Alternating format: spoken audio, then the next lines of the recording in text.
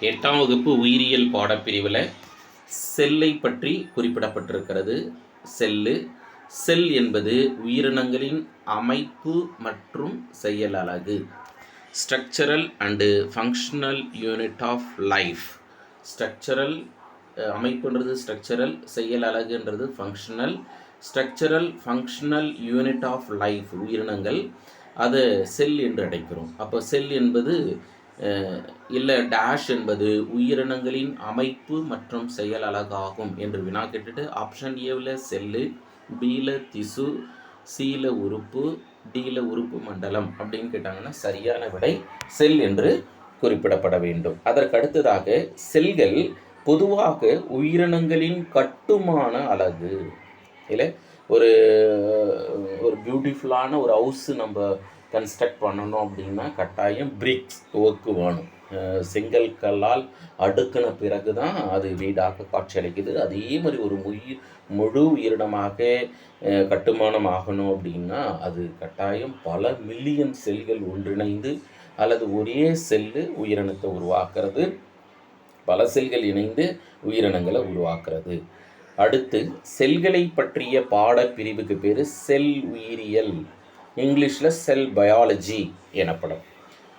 நம்ம சப்போஸ் வினா கேட்கலாம், செல்களை பற்றி படிக்கக்கூடிய பிரிவின் பெயர் என்ன அப்படின்னு கேட்டுட்டு செல் பயாலஜி, பியில் மைக்ரோ பயாலஜி, சியில் சைட்டாலஜி, டியில் ஏ அண்டு சி அப்படின்னு கேட்டாங்கன்னா ஏ அண்டு சி. செல் பயாலஜினாலும் சைட்டாலஜினாலும் ஒன்று தான். சைட்டாலஜி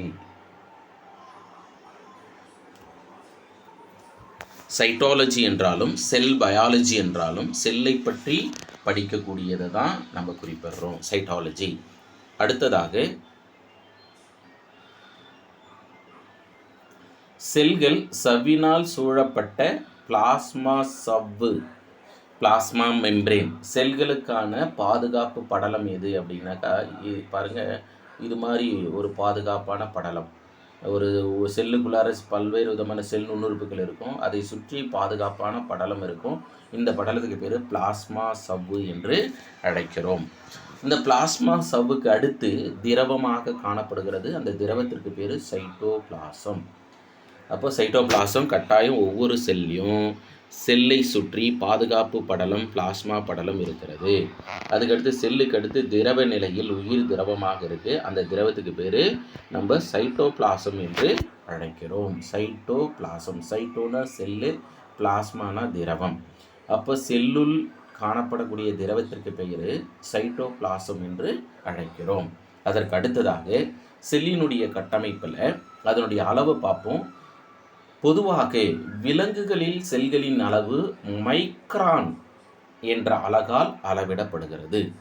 ஒரு மைக்ரான் என்றது 1/10 lakhs மீட்டருக்கு சமமாகும்.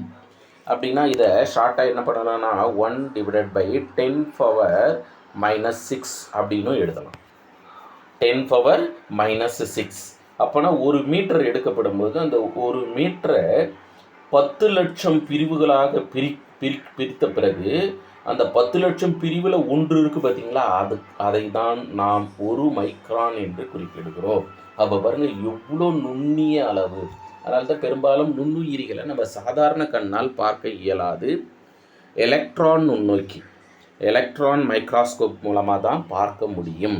அதனால் சப்போஸ் இந்த அளவீடு கேட்கலாம் சார், ஒரு மைக்ரான் என்பது டேஷ் மீட்டருக்கு சமம் அப்படின்னு சொல்லிட்டு option ஏவில் 1/1 lakh, 1/10 lakh, 1/1 crore, 1/10 lakh அப்படின்னு கேட்கலாம். அப்படி கேட்டாங்கன்னா 1/10 lakh அப்படின்றது சரியானது. அப்போ 1/10⁶. அதற்கு அடுத்ததாக செல்களின் சராசரி அலகு அப்படின்னு கேட்டாங்கன்னா 0.5 முதல் 20 மைக்ரான் விட்டம்.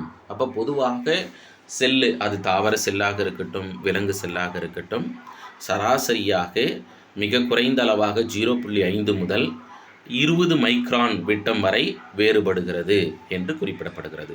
இதில் பாக்டீரியா செல்லின் அளவு நம்ம பார்க்க போகும்போது மிகவும் சிறியதாக இருக்குது. இது எவ்வளோ சொல்கிறாங்கன்னா 1 முதல் 2 மைக்ரான் இருக்குது. 1 to 2 மைக்ரான் அளவு தான் இருக்குது அப்படின்னு சொல்கிறாங்க. மைக்ரோமீட்டர். மனித உடலின் மிக சிறிய செல் இரத்த சிவப்பணு. கேட்கலாம், நம்ம 8ஆம் வகுப்பில்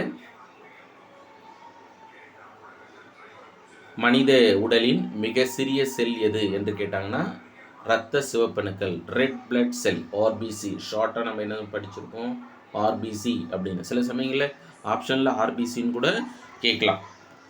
ஆர்பிசி அல்லது இரத்த சிவப்பணுக்கள், தமிழில் வந்து இரத்த சிவப்பணுக்கள், இங்கிலீஷில் red blood corpuscles or red blood cells, RBC அப்படின்னு சொல்கிறோம்.